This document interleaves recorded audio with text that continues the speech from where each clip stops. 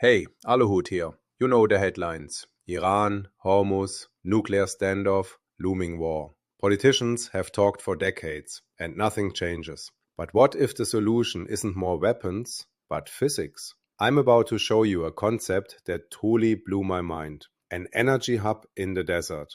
Gen 4 reactors that can't build bombs. A peace architecture that works, because it's based on thermodynamics, not trust. Watch. And at the end, I'll tell you what you can do. Enjoy the insight. For decades, we've thrown pretty much everything at the Iran crisis. Sanctions, diplomacy, military threats, you name it. And, well, nothing has really worked. But what if the solution isn't about politics at all? What if the answer is actually about physics? This is a look at a truly radical blueprint for peace, one powered entirely by science. Okay, so it all starts with this one single critical number, 30%.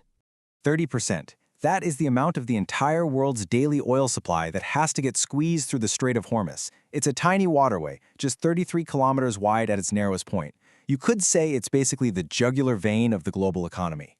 Now, for nearly half a century, the standard response has been, park aircraft carriers and missile defense systems nearby. Just manage the risk. But this proposal asks a completely different question. Can we engineer a solution that makes the conflict itself just obsolete? So, let's dive into that. Section 1. A 33-kilometer powder keg. We have to be really clear about what's at stake here. This isn't some distant conflict. It's a powder keg that could affect everything from the price of gas to global stability. And this quote just perfectly captures the razor's edge we're on. Our current approach isn't solving anything, it's just managing the crisis. And a single miscalculation, one stray shot, could literally trigger a global economic catastrophe. Okay, so if managing the crisis isn't working, what's the alternative? Well, that brings us to the core of this whole idea. Section 2, the Desert Hub vision. So what is this thing?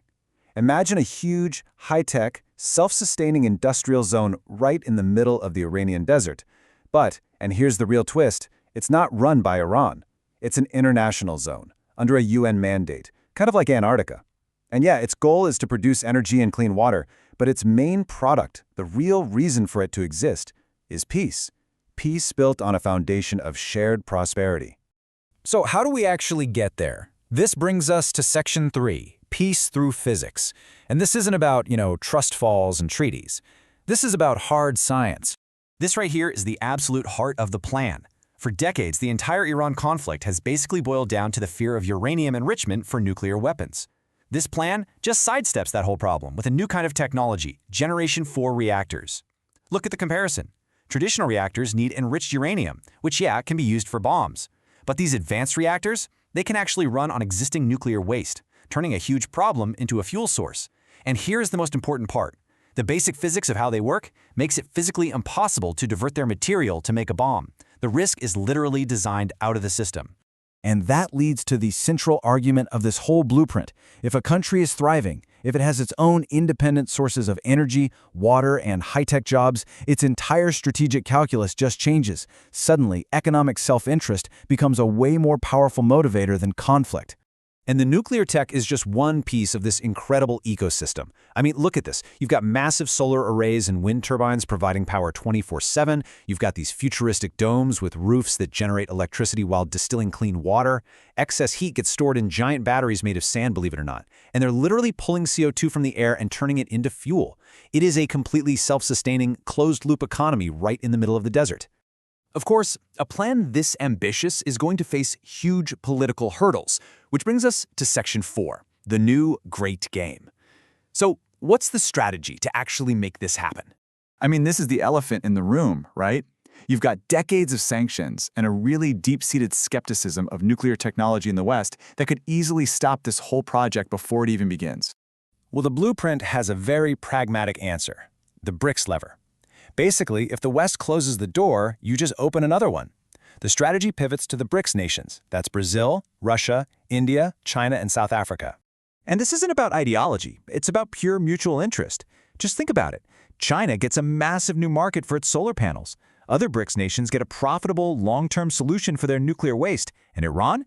It gets energy security, jobs, and a path to becoming a real tech hub. It's a win-win-win. And crucially, the entire thing can be financed outside of the US dollar system, which makes traditional sanctions, well, basically useless. And this isn't supposed to happen overnight. It unfolds in really logical stages. First, a solar shock provides cheap, abundant energy. Then, you use that energy to power massive desalination plants to create water and start greening the desert. And finally, with all that infrastructure in place, the advanced nuclear reactors are brought online to power heavy industry. Each step literally funds and enables the next. All right, on to our final section, number 5, a blueprint in the sand. Now, for a project this massive, it is absolutely critical to separate the marketing promises from the hard physics. And honestly, one of the most compelling parts of this entire plan is how brutally honest it is. This is not a quick Silicon Valley exit. It's a generational project. We're talking a 20 to 30-year investment. The costs are high, and the payback is measured in decades, not quarters. And frankly, that honesty is what makes the whole thing so credible. And you see the same realism with the output numbers. While some projections might claim you can get 400 liters of e-fuel from a ton of CO2, the realistic, scientifically grounded yield is actually closer to 300. It's so much better to build a plan on real numbers than on hype. So, when you step back, what's the final takeaway? From the molten salt reactors to the sand batteries, every single piece of technology for this project already exists. The blueprint is there. A whole new kind of peace, one based on physics and mutual interest instead of politics and threats. It's all been laid out. It really challenges everything we think we know about solving these conflicts, and it leaves us with one powerful question. Who has the courage to lay the first stone? So, you've seen it. Physics over politics. An Iran that greens its desert with solar and Gen 4 reactors won't block oil tankers. This isn't crazy talk, it's physical reality. The technology exists, the financing via China, Russia, India is already moving. What's missing? Political will. And that's where you come in. Share this video, send it to members of parliament, to newsrooms, to everyone who makes decisions. Peace is not a wish, peace is engineerable. Now it's up to you. Aluhut out, physics wins.